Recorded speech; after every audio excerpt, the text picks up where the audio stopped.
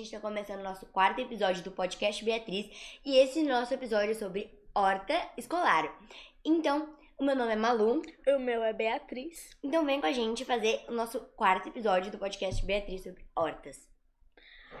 Não esquece de deixar seu like, se inscrever no canal e ativar o sininho de notificações e seguir a gente lá na plataforma do Spotify e lá também aqui no YouTube e lá no nosso Instagram, porque lá no nosso Instagram tem todos os avisos de quando que lança os podcasts e as coisas no Spotify quanto no YouTube.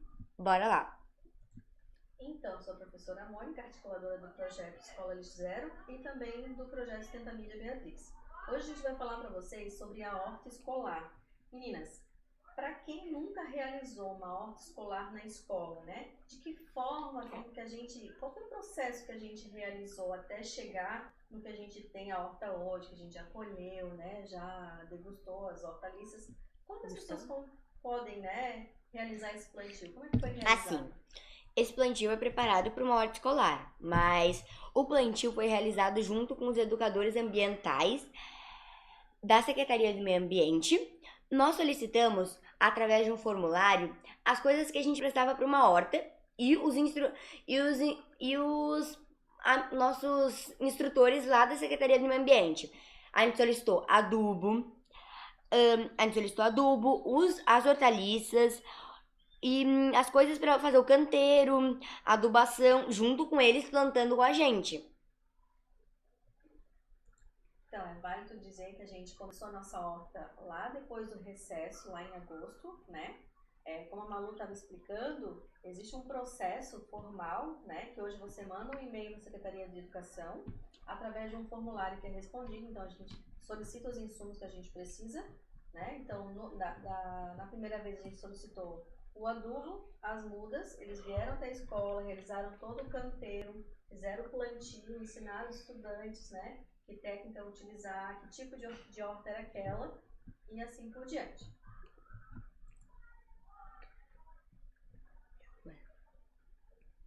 Que tipo de horta é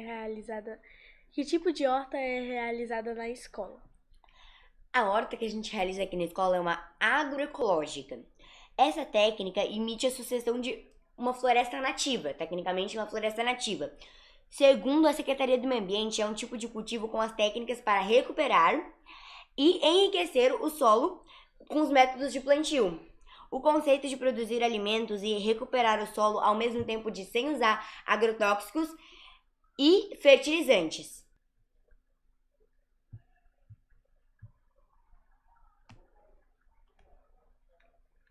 Quais hortaliças foram plantadas? Manjericão italiano, manjericão roxo, couve-flor, couve, tomate cereja, pepino, repolho roxo e etc. A gente também plantou algumas outras coisas que a gente não vai se referir porque são muitas coisas. E também o tomate cereja. Que tipos de atividades são realizadas semanalmente na horta? Nós realizamos a manutenção da horta, regamos diariamente, quando não chove. Podamos, adubamos quando necessário. Existe algum critério para fazer uma horta escolar? Sim. O legal de ter um espaço que seja acessível, sendo que os estudantes estejam para realizar a manutenção, tem que ser porque o legal dos estudantes fazerem isso é uma coisa que eles gostam de fazer. Que seja bom, que eles gostam de adubar, gostam de fazer uma coisa, para o estudante ter uma proximidade com a natureza. O preparo do terreno em si foi realizado pelos técnicos da Secretaria do Meio Ambiente. Eles trouxeram adubo, colocaram os canteiros nos canteiros e realizaram o plantio. Semanalmente, é importante realizar a manutenção para que se observe se não há insetos que precisam ser retirados das folhas, como se os ovos das borboletas ou os pulgões. É importante buscar o material sobre a horta, pois existem hortaliças que precisam de um cuidado maior. Observe o solo entre os fatores. Porque assim, né, gente, mesmo que os técnicos venham aqui, nos ensinem, né, a montar a horta, a gente foi lá, plantou, vai fazer a manutenção, se precisa de poda ou não, se precisa de mais adubo ou não, a gente vai aprendendo fazendo, né? Então a gente aprende muito também, além da prática, a gente também precisa, né, pesquisar mais sobre horta escolar, porque por mais que eles venham aqui e façam a nossa formação, né, tem muita coisa que a gente vai aprender no dia a dia. Então assim, choveu muito, esse adubo ele acabou perdendo todos os nutrientes que tinha, a gente vê que a terra fica mais seca. E aí, consequentemente, com muita chuva, a agricultura em si ela ficou prejudicada, a nossa horta também. Então, o tomate cereja, ele não gosta de muita água, ele é mais do frio, né? E a gente teve um tempo aí de temperaturas mais altas. Então, assim, algumas coisas a gente acabou perdendo na nossa horta, né? Foi observando que precisava corrigir esse solo. Então, a gente vai acompanhando, vai mostrando para o aluno, olha só, a gente precisa adubar novamente. Olha, a gente precisa retirar o alface que já está no momento de retirar ele, de colher, né? Então, a gente vai fazendo a manutenção e vai aprendendo, vai pesquisando, olhando vídeos na internet, né? Teve também a Gabriela do Minhocário Floripa que nos ajudou muito também, a gente trocava muitas ideias, né? Eu mandava mensagem para ela mandava vídeos, né? A gente vai trocando figurinhas com as pessoas que já estão nesse processo há bastante tempo. E assim a gente vai aprendendo e, né, para a gente dar sequência e dar continuidade a essa horta, né, vai chegar ano que vem a gente vai ter muito mais noção de como manter essa horta do que esse ano foi uma forma que a gente aprendeu, então fazendo realmente, né? Sim. Quem fornece os insumos necessários para a horta? A Secretaria da Educação já possui bastante tempo o projeto Hortas Escolares e agora, com a parceira da Secretaria do Meio Ambiente, nós solicitamos as mudas e o composto orgânico através de um formulário. E a Secretaria do Meio Ambiente nos fornece esses insumos quando necessário, como a gente já tinha falado do formulário, que a gente assinala as coisas que a gente precisa, assinala se a gente precisa de visita, de instrução, esse tipo de coisa. Uma falhinha da professora Mônica agora para vocês. Então, vale lembrar também que nesse primeiro momento a gente precisou do adubo porque a gente ainda não tinha o nosso adubo na escola. Mas, como a gente tem compostagem, né, como a gente mostrou no outro episódio, a partir de agora nós já tivemos o nosso primeiro adubo, que foi a primeira caixa d'água, né, a primeira compostagem de caixa d'água que a gente retirou. Ela ficou 30 dias maturando e agora a gente já peneirou ela e ela já está pronta para utilizar então. A partir do ano que vem, dando sequência nesse projeto, provavelmente a gente não vai mais precisar solicitar adubo, porque a própria escola já vai ter a sua produção. Provavelmente a gente vai solicitar somente as mudas para fazer o plantio, né?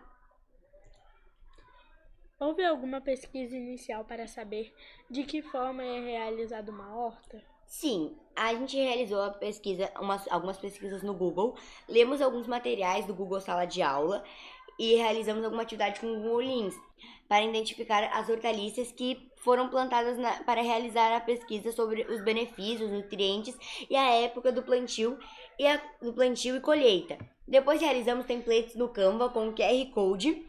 Disponibilizamos os QR Codes ali na horta para que os estudantes pudessem acessar essas informações.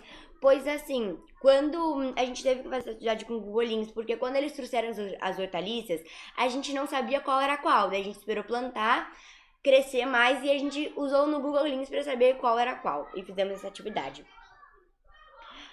É importante também dizer, né, que essa atividade do QR Code, ela serve para compartilhar as informações tanto com a comunidade escolar, né, as famílias e os estudantes que passam na frente da horta. Porque é importante dizer assim, a escola possui mais de 500 estudantes. Os alunos do Sustenta Mídia são em torno de 10 alunos. São eles que estão fazendo a pesquisa, são eles que estão fazendo a prática de compostagem, de horta. Então, a informação, o conhecimento acaba sendo deles. Então, como é que a gente repassa essa informação com os outros estudantes? Mesmo que vá nas salas de aula, passe as informações, faça a instrução, né? no próximo podcast a gente vai falar sobre o gerenciamento de resíduos ali na hora do recreio. E como é que a gente vai falar sobre essa hortaliça com os estudantes? Então, houve-se a iniciativa de fazer os templates no Canva e passar essa informação através de um QR Code. Então, hoje é possível que os estudantes tenham acesso a esse QR Code e identifiquem que hortaliças que foram plantadas ali, assim como os benefícios, os nutrientes, né? Dizer que não é qualquer época do ano que a gente planta uma hortaliça, não é qualquer ano que a gente pode, qualquer tempo, né? Os meses do ano que a gente vai colher ou não. Então, são Tempo de pesquisas colheita. que a gente precisou realizar e aí a gente deixa disponível para esses estudantes. A mesma coisa ali na compostagem, né? O QR Code também foi criado com essa planilha que a gente anota, coloca a temperatura que está na leira, quantos quilos foram direcionados para compostagem. Então, as pessoas têm acesso a essas informações que acabam ficando somente com a gente no projeto, né? Sim. Há alguns insetos que podem comer a horta? Pode sim.